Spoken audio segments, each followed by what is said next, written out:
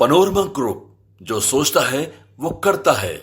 माननीय Tejashwi Yadav and company द्वारा यह कहा जाता था, भविष्यवक्ता बन गए थे कि जनता दल का वजूद समाप्त हो जाएगा। अब वजूद का एहसास हुआ। 12 लोकसभा सीट हम जीते और आप 4 सीट जीते।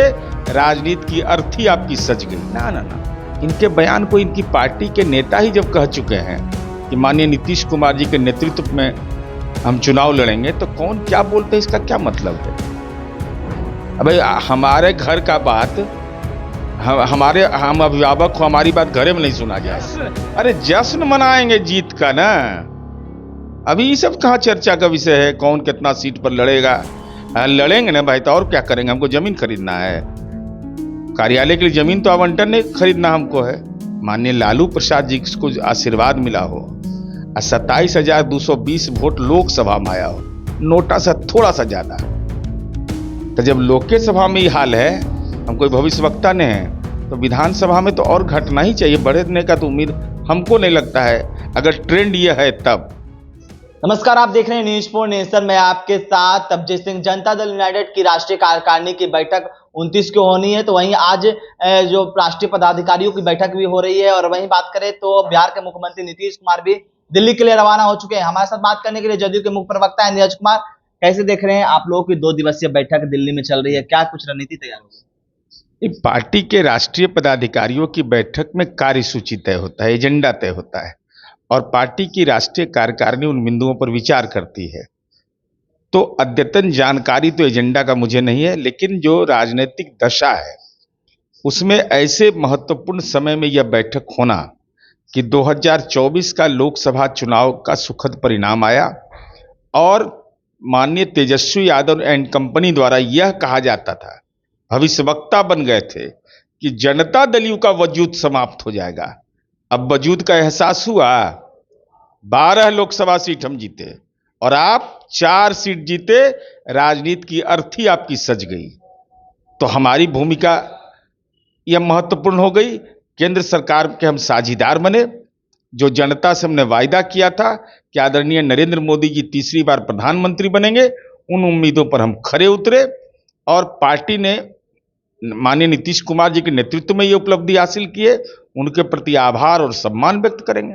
लेकिन ये भी कहा जा रहा है कि ये राष्ट्रीय कार्यकारिणी की बैठक अहम इसलिए मानी जा रही है क्योंकि नीतीश कुमार फिर से अब राष्ट्रीय अध्यक्ष के पद छोड़ेंगे, क्योंकि उन्होंने 24 में संभाला था। तो क्या लगता है, क्या बनेगी रणनीति? इस संबंध में मुझे कोई औपचारिक जानकारी है नहीं। अब मैं राष्ट्रीय पदाधिकारी हूं नहीं, तो राष्ट्रीय पदाधिकारी ने एजेंडा तय होगा।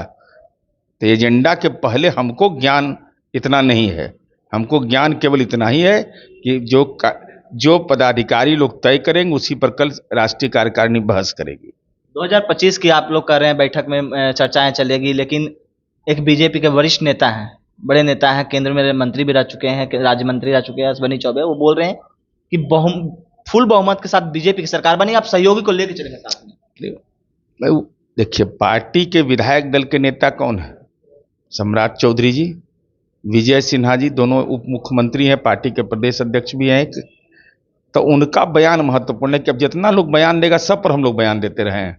लेकिन वो तो भी पार्टी के वरिष्ठ नेता रह चुके हैं, पूर्व सांसद भी हैं। अरे भाई, तब भारतीय जनता पार्टी में वरिष्ठ नेता भी बहुत सारे नहीं हैं जो मुख्य धारा में नहीं है। तो मुख्य धारा में नहीं है, लेकिन आप सहयोगी के दल को पुछता का बोलना एक बड़ी बात हो जाती है। ना ना ना, इनके बयान को इनकी पार्टी के नेता ही जब कह चुके हैं कि माननीय नीतीश कुमार जी के नेतृत्व में हम चुनाव लड़ेंगे, तो कौन क्या बोलते हैं, इसका क्या मतलब है?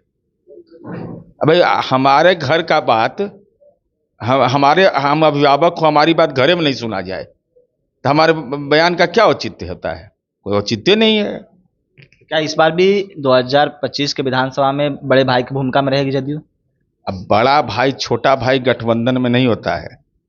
हम तो 45 MLA की पार्टी देते, मुख्यमंत्री रहे ना। लेकिन लोकसभा की सीट में देखा गया कि जिस तरह से आप लोग 17 पर लड़े थे, 16 आपने जीता, फिर 16 पर ही आपको दिया गया। तो इस बार सीट की क्या रहेगी रणनीति? ये सब राज्य पार्टी तय करती है। अभी 25 में चुनाव है, अभी 2024 है। अरे जश्न मनाएंगे जीत का ना। अभी ये सब कहाँ चर्चा का विषय है? कौन कितना सीट पर लड़ेगा? लड़ेंगे ना भाई, तो और क्या करेंगे? हमको जमीन खरीदना है, कार्यालय के लिए जमीन तो आवंटन नहीं खरीदना हमको है।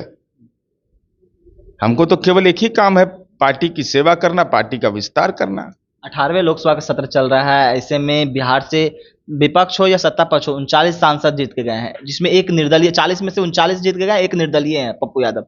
सब पर भारी दिख रहे हैं, क्या करेंगे? जिस तरह से नीट का परीक्षा को हो या विशेष आज का दर्जा की मांग हो, सभी एक एक एक उठा रहे हैं। ऐसे भी सबसे ज्यादा वजन भी उन्हीं का है, उतना वजन किसी का नहीं। वजन भी उनका ज्यादा है, तो वजन जिसका ज्यादा रहेगा उसके गले में आवाज भी ज्यादा रहती है। अभी तो लोकसभा शुरू हुआ है, कौन भारी है नहीं भारी है, इसके लिए पूरे संसद में हर वर्ष रिपोर्ट जारी होता है, किसने कितना प्रश्न किया, किसका प्रश्न का कितना जवाब आया, सर्वश्रेष्ठ सांसद का भी पुरस्कार मिलता है। ऐसे शारीरिक वजन में सब पर भारी है वो।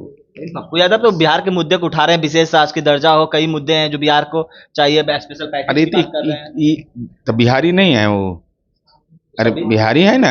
आपके भी सांसद पर भारी पड़ रहे हैं ना अभी आप, ये तो मीडिया का ना मूल्यांकन होगा भाई, हम तो कह रहे हैं कि उतना शरीर से भारी नहीं कोई है। जब शरीरे से भारी है तब बहुत सारा बिना बोले भी उठ जाता है आदमी, खड़ा हो जाता है। अब सभापति को कहना पड़े बैठ जाइए बैठ जाइए, ये भी, इस पर भी ध्यान रखना चाहिए। अंतिम सवाल लेंगे, रुपौली बिहार में उपचुनाव होना है, लेकिन सभी ने कैंडिडेट घोषणा कर दिया है, लेकिन देखा जाए तो बीमा भारती अकेले पड़ गई है, उनके जो नेता हैं वो यहाँ से निकल नहीं है। अब बेचारा चुनाव हो गया तो घूमे उमेंगे ना भाई, कितना दिन तक के मैंने यहाँ पर हाथ ऐसे ऐसे कितना देर तक करते रहेंगे?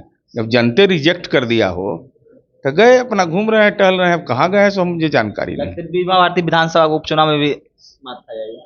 अब भाई देखिए, उपलब्धि तो है, माननीय लालू प्रसाद जी को आशीर्वाद मिला हो और 27,220 वोट लोकसभा में आया हो, नोटा से थोड़ा सा ज्यादा।